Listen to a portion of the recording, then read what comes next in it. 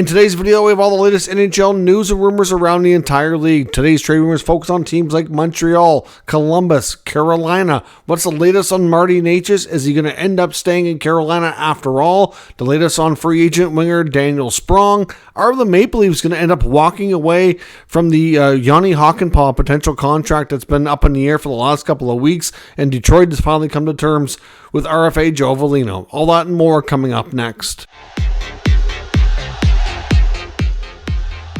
So welcome back to another video here at Top Shelf Hockey. As I mentioned, we have lots to talk about here today. We have a little bit of news and some more rumors around the NHL. For starters, let's start with the signings. We have a prospect signing in New Jersey. The Devils have signed 2023 fourth-round pick Cam Squires, who has 3-year entry-level contract. The right winger, who is Canadian-born, played in the Quebec Major Junior Hockey League with the Cape Breton Eagles. Put up a 72-point campaign last year in 66 regular season games. Certainly looks like he had some good strides developmentally since his draft year and gets his 3-year contract. So good signing there in New Jersey. And then the Detroit Red Wings have come to terms with Joe Veleno. Of course, the restricted free agent comes to terms on a 2-year deal, $2.275 million per season. Of course, the Red Wings also have RFAs Mo Seider and Lucas Raymond, both up for their next contracts, and those ones are going to be probably, I think, if Yzerman gets his way, a lot longer and a lot more expensive. We know they're going to be likely looking at long-term lucrative deals here. Not a shocker that Veleno gets a short bridge deal and a chance to continue developing at the NHL level to see what he can do. But this is, I think, more than fair contract for Veleno. Veleno is likely, going to be a bottom 6 player for them. He's somebody who's, I think, still, has some more growth. I don't think he's really peaked yet, but Veleno's been a player who got exceptional status to play in the Quebec Major Junior Hockey League, and I think that's always going to be something that follows him, and expectations might always be a little bit high, but he went from there to, at one point was going to be one of the top picks in his draft year, became the captain of the St. John Sea Dogs, had a good run there, but never really was a major superstar in the league, and he ended up getting drafted. I believe he ended up going really late first round, so he was still, a reasonably high pick, but I think that exceptional status is going to kind of daunt him a little bit and always follow him around, but he still, at this point, projects to be a decent NHL player. He's just not going to always, live up to that hype, I think, right now. But the contract, I think, more than fair. And I think Yzerman obviously has to leave enough space here to look after the other two guys, which are going to be a lot more long-term lucrative deals. But I think for what Veleno got is certainly reasonable for what they hope to see from him in the next couple of years. One rumor on the free agent front as well regarding Daniel Sprong is being reported by Rick Dhaliwal that the Canucks definitely have interest in Sprong's services. No guarantee, of course, the deal gets done, but I'm kind of surprised, to be honest, that we haven't seen more of these. There's a few guys like Sprong that are still out there looking for work, and Sprong is probably, to me, one of the most surprising of all, considering, like I said, what he's been able to do the last few years. He's scored at pretty decent rates. In fact, he remains unsigned. I don't know if he was looking for too much money, too much term. Was he being too picky? I don't really know how things are on his side of the equation here, but at some point, some team is probably going to end up getting a bargain contract, I would suspect, for Sprong. There is other teams that I've seen recently that have been in the mix, but you can add the Canucks there as well. We'll see where Sprong ends up. Still no announcement either on the Yanni Hakanpaa contract with the Toronto Maple Leafs. I mean, we are now just shy of 3 weeks past the beginning of free agency. On the first day, it was being reported that the Leafs were signing Hakanpaa for a 2-year contract, $1.5 million. The 6'5", 6'6" right shot defenseman, formerly of the Dallas Stars, going to Toronto. Then it was within, I think, a day or so later, Steve Simmons had a report out saying that Hakanpaa's knee was terrible and he may not even be able to play, and that the Dallas Stars were shied away from him because they were concerned over his ability to play at all with that knee. Obviously he finished the season out injured, and a lot of people were surprised that the Leafs were giving him a 2-year deal. However, we wonder if there's been some conditions on that, whether it be, a physical or an examination or the doctor's looking at things. We don't really know. But I know Nick Alberga of Leafs Nation made some interesting comments that I thought really kind of rang true to me, that I really think the Leafs need to take his advice here. And it's like, do you think they would have learned last year with the John Klingberg signing that with this player, as much as they wanted a big right shot defenseman like Hakanpaa, if he could still play the way that he was able to before, and he has the size, he has the reach, he has all those things that they like, but do they need another scenario like they did last year with Klingberg, and to have somebody that you're expecting to take a top 6 spot, get to training camp, then you start seeing concerns, and then within no time he's out injured and gone, and now you're looking to replace him. Like, it's not really an ideal scenario, and he feels that at this point, if they haven't been able to be comfortable enough to sign off on a contract, that maybe it's just time that they walk away. That's what he thinks they should do. And to be honest, I kind of think he probably is right. I mean, at the same time, I can understand why he'd be an intriguing player for them, but you don't need another scenario like you did with Klingberg. I mean, Klingberg is a player who was obviously dealing with stuff that, probably should have been looked into a little bit more. And, you kind of live and learn. And hopefully they did learn and they'll take their time here. But, I mean, even Brad Treliving even mentioned Hakanpaa on his end of day, July 1 media availability. Didn't say a lot about him, but just kind of said they still had some more stuff in the hopper. Hakanpaa's name did come up. So it's curious to see what's going on there. But at this point, what do you think? Should the Leafs just walk away here? Clearly, it's been 3 weeks. They don't have clearance that the knee is good enough just yet to sign off on a contract. I think it's probably best in everybody's interest that they just bail, but we'll see what happens here.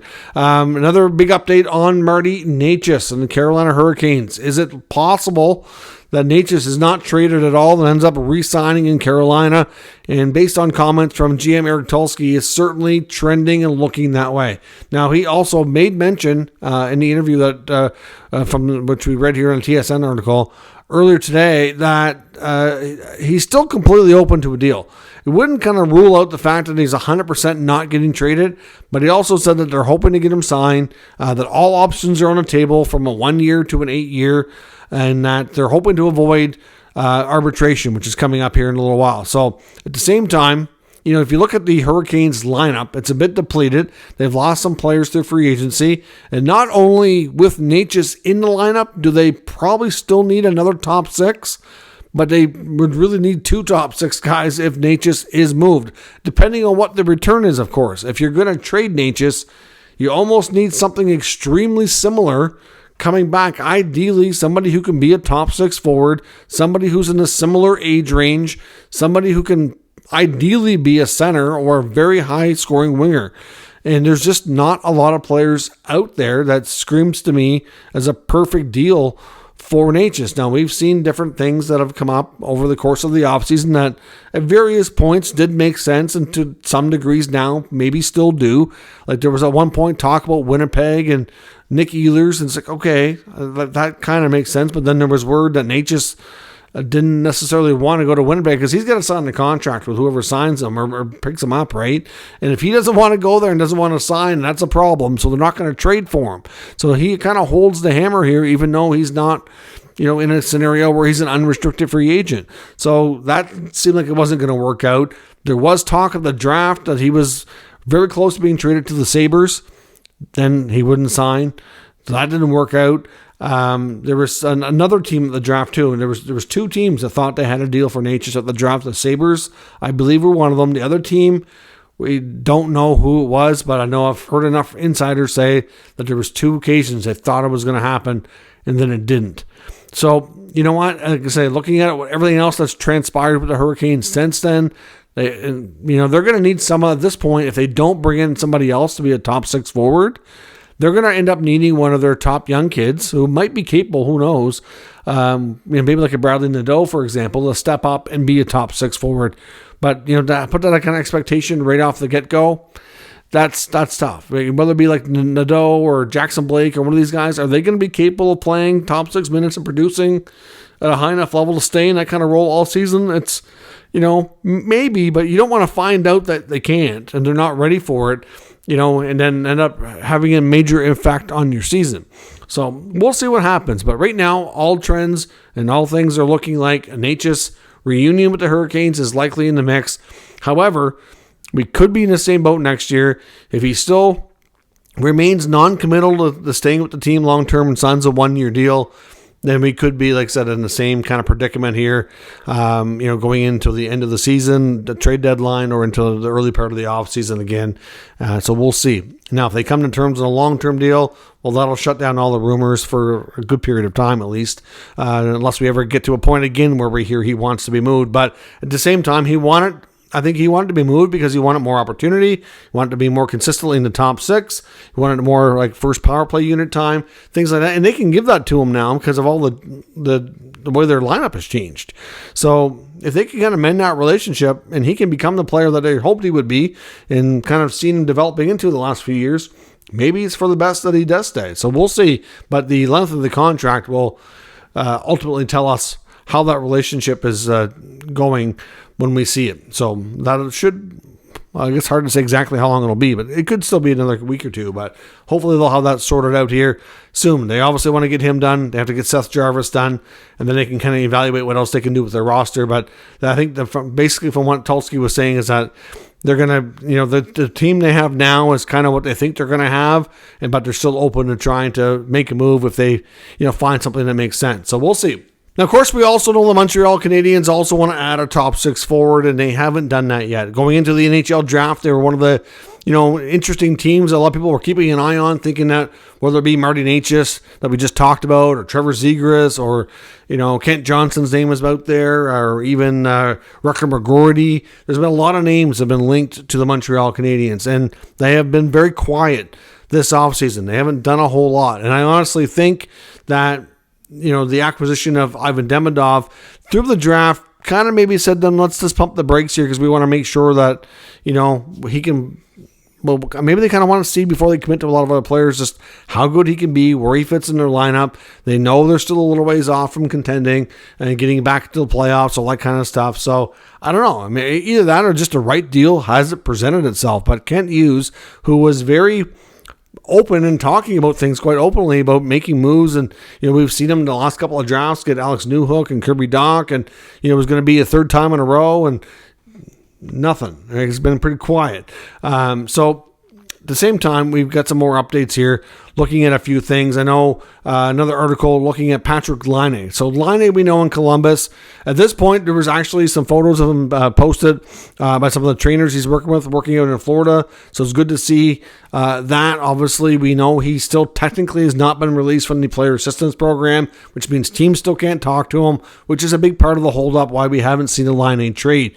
But I know looking at some other articles here, looking at the fact of Montreal's link to Laine and the fact that they've hired Pascal Vincent to be their AHL head coach, even though Pascal Vincent's not going to work directly with the NHL club. To have somebody like Vincent in their organization, he would know Patrick Laine better than most people around the entire NHL. Pascal Vincent spent a lot of time around Laine. Of course, was his head coach last year in Columbus, which we know did not go well. They definitely had, I think fair to say, some disagreements or some, I don't know how bad it was, but at the same time, we know Laine ended up in the player assistance program, and maybe a lot of that played into some of this, but they certainly had, some interesting dynamics, you could say, and Laine was benched a little bit there before he ended up off, and it just didn't go well. But Vincent wasn't brand new to Laine. Of course, they were quite familiar with each other from Vincent's time in the Jets organization. So there's some now saying that, after him coming into Montreal, they would, if they're going to consider a trade for Laine, they would definitely talk to him and get some inside scoop. He would know him better than most people around the league, which makes a lot of sense, in that he would probably kind of steer them away from making a Laine trade. Obviously, he's seen Laine at his best. He's also seen him at his worst. He's seen all the things that maybe he needs to work on, or we've heard different things about Laine over the years, and the kind of general consensus would be that he probably wouldn't recommend a Laine trade for them. So, the whole link of Laine to the Habs might come to an end because of that hiring in their organization, and to some degree, I guess that does makes sense. I mean, obviously, Ken Hughes and Jeff Gorton are going to do their due diligence. They're going to ask around, find out more about a player, especially somebody in that kind of predicament, before they make an acquisition anyway. And really, you have somebody now in the organization that you just hired who spent a ton of time around him in the last few years. Yeah, it makes sense that you would talk to them for sure. So I can't say that Vincent would not recommend a Laine trade, but at the same time, where things haven't gone well, the belief is that he wouldn't. But that's just the general belief out there, and I can't confirm that. But at the same time, if Laine isn't going to go to the Montreal Canadiens, and at this point I'd say he's probably not going to, I honestly think, based on what we just talked about in Carolina, that he'd be a great fit down there. And Carolina and Columbus obviously have some other connections with GM Don Waddell, formerly of the Hurricanes, now in Columbus. He knows Eric Tulsky very well. So obviously they would know. He would have a more kind of, in-depth interpretation of what the Hurricanes are looking for, what they need, and they'd be able to iron things out. We know that on the Laine trade, the Jackets are likely going to end up eating 50% of the salary. We know Aaron Portzline, who covers the Jackets for The Athletic, has said in a couple of articles recently that he believes that a trade for Laine, when it does happen, is going to end up being a case of them retaining half of the salary and wanting more of a future-based prospect and picks type of package coming back, that it's not necessarily going to be a roster-type move, that the Jackets have done enough things that they feels like they probably want more future-based stuff. Well, the Hurricanes, they have some interesting prospects. I really think that they could satisfy a trade, and Don Waddell would know those prospects extremely well. So whether it be a pick prospect or something, I think Waddell, if there's something that he really likes that Carolina has that he'd be familiar with, that would, to me, and to be honest, I think Laine to me is a good fit there. They need a top six forward. The salary at 50% would fit. They could make it work. And at the same time, like I said before, I've said it for a few years now, I think Carolina is a great landing spot for Laine, given his connection to some of those other players there. So, in all honesty, I think that makes a ton of sense, and I think that's a lot more likely than we're ever going to see Laine to Montreal. Now, could Montreal and Columbus still make a trade, though? I think it's very possible, and as we talked about probably, I don't know exactly how many days ago, I want to say it was maybe 7 to 10 days ago, I reviewed an article from The Athletic looking at trade options for the Montreal Canadiens. I believe it was Eric Duhanchik that wrote the article. We looked at Patrick Laine, we looked at Trevor Zegras, and a few other younger players around the league. I think Necas was mentioned as well. And he said, in his opinion, which we talked about, that Kent Johnson of the Jackets, who's also believed to be available for the right deal, would probably be the best fit for the Montreal in their top six situation. And the price tag would make more sense. It wouldn't be as crazy and outrageous as a Zegras or a Necas. So you get a better acquisition cost, probably a better fit long-term, somebody who's still young, very talented, could grow with that young core that in Montreal, might be able to find some good chemistry with Slafkovsky, with Demidov when he comes over, with Caulfield, Suzuki, etc., and it could be a real good fit there with the Canadiens. So we know Johnson had a frustrating season in Columbus last year. We know Laine did too. In all honesty, I think there's a lot of common denominators that point to Pascal Vincent. Like I've said before, I was shocked and appalled at how that whole situation played out with him being a head coach last year. I know the situation was not ideal. He was thrown into it very last minute because of the whole Babcock thing. But for somebody who was a really well-respected coach in junior in time in the Jets organization, to see how the decisions were made and how the young players were being treated. And it just was mind-boggling to me. For somebody who was finally getting a head coach opportunity, you'd think you'd want to make sure you kind of get a chance to stay for a while. And it's like that was a disaster from the start. So not surprising at all that Waddell decided to move on after taking over the GM role with the organization. But obviously a guy like Johnson, I'm not sure how Waddell feels, but I know it was believed that he was a player that the Jackets were open to moving. So you get a guy like Johnson to Montreal for one of their young defensemen. Obviously they get lots of draft picks, draft currency still in the mix as well. To me, that would make the most sense. If Ken Hughes still wants to target a younger top six forward, to me Johnson makes the most sense. Laine to Carolina makes a lot of sense. That's just to me how I would kind of see things playing out, but obviously based on the latest articles and talk around the league, that just makes the most sense to me. But let me know your thoughts on those moves, as well as the Leafs and Hakanpaa. Should they walk away? Is Necas going to end up staying in Carolina? Leave lots of comments down below. Let me know your thoughts, and we'll discuss further. If you're new to the channel, make sure you subscribe and stick around. We'll keep you up to date with the latest news, rumors, and analysis of all 32 NHL teams. Thanks for watching. I'll catch you next time.